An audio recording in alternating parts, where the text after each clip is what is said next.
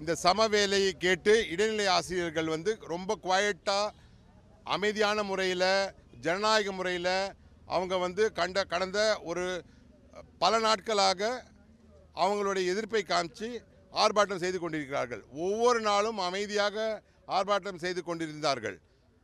அவர்களுடைய போராட்டத்தை இவர்கள் 311 என்ற வாக்குறுதி, இது மட்டும்தான் அவங்க கேட்குறாங்க.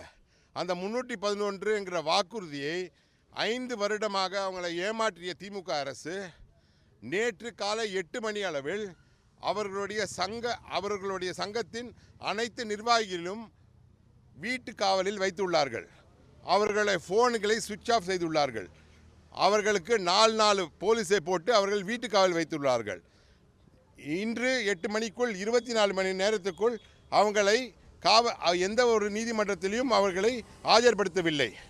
இப்படி ஜனநாயக முறையில் நடைபெறும் ஒரு போராட்டத்தை திமுக ஜனநாயக முறைப்படி தான் கட்சி நடத்துகிறது, ஜனநாயக முறைப்படி தான் அவர்களுடைய ஆட்சி நடக்கிறது என்று கூறிக்கொண்டு ஏழை மாணவர்களுக்கு ஒவ்வொரு நாளும் கற்றுத்தருகின்ற அந்த ஆசிரியர்களை இப்படியெல்லாம் அவர்கள் செய்வது வந்து வன்மையாக கண்டிக்கத்தக்கது.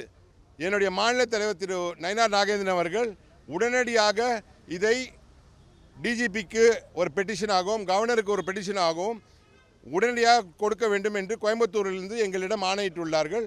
அதன்படி என்னுடைய மாவட்ட தலைவர்கள் அனைவரும் அழைத்து இவர்களிடம் 24 மணி நேரத்தில் அவர்களை விடுவிக்க வேண்டும், அவர்களுடைய தொலைபேசியை உடனடியாக அவர்களுக்கு வழங்க வேண்டும் என்பதை மிகவும் உறுதியாகவும் அடுத்த கட்ட போராட்டத்துக்கு பாஜகவை தள்ளிவிடாதீர்கள், நாங்களும் அவர்களோடு சேர்ந்து போராட வேண்டிய ஒரு கட்டாயத்துக்கு எல்லா மாவட்டங்களிலும் நாங்களும் சேர்ந்து அவர்களோடு போராடுவோம். அவங்க ஏழை குழந்தைகளுக்கு பாடம் ஏற்பவர்கள்.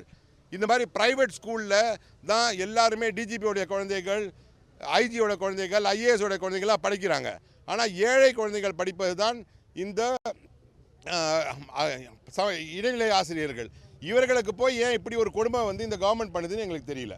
இவ்வளோதான் சார். இதுக்காக ப்ரொடெஸ்ட் கொடுத்துருக்கோம். இப்போ கவர்னர் ஆஃபீஸ் போகிறோம். அடுத்தது கவர்னர்கிட்டையும் இந்த அப்ளிகேஷனை கொடுத்து அவங்கள உடனடியாக விடுவிக்க வேண்டும். எங்களுடைய 2 கோரிக்கை தான்.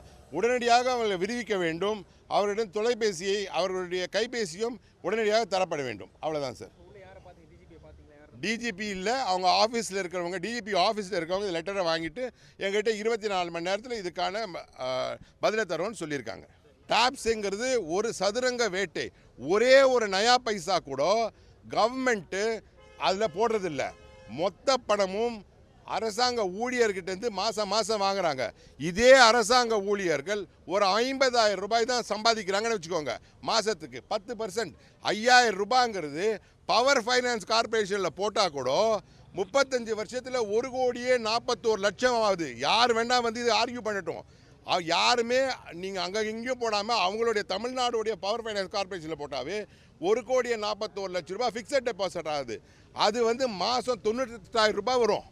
மாதம் 35 வருஷம் கழித்து ரிட்டையர் ஆகிறவங்க, 2003 இருக்கிறவங்களுக்கும் 2026 சேர்றவங்க அவங்க ரிட்டையர் ஆகும்போது கண்டிப்பாக அது 1,41,00,000 வெறும் டெபாசிட் பண்ணாவே அப்போ 98,000 ரூபாய் வருது. இவங்க என்ன சொல்கிறாங்கன்னா, நீங்கள் லாஸ்ட் ட்ரான் சேலரி அஸ்யூமிங் அவங்க அன்றைக்கி 1,00,000 ரூபாய் வாங்கினா கூட 50,000 ரூபாய் தான் அவங்களுக்கு வரும். நான் ஃபிக்ஸட் டெபாசிட் போட்டு 98,000 ரூபாய் வரும். ஆனால் இந்த ஃபிக்ஸட் டெபாசிட் 1,41,41,00,000 நான் என் பேரனுக்கு கொடுக்கலாம், என் பேத்திக்கு கொடுக்கலாம், யாருக்கு வேணால் கொடுக்கலாம். இங்கே வந்து அந்த ஃபிக்ஸட் டெபாசிட் இல்லை. இது ஒரு ஏமாற்று டாப் ஸ்கீமு. ஜார்ஜெட்கோ வந்து கண்டிப்பாக அந்த ஊழியர்கள் சங்கம் வந்து இதை ஒத்துக்காதுங்கிறது எங்களுக்கு உறுதியாக இருக்கும். பிளே ஸ்டோர் மற்றும் ஆப் ஸ்டோரில் இருந்து பாலிமர் செயலியை QR கோடு மூலம் பதிவிறக்கம் செய்யுங்கள். செய்திகளை உடனுக்குடன் பெறுங்கள்.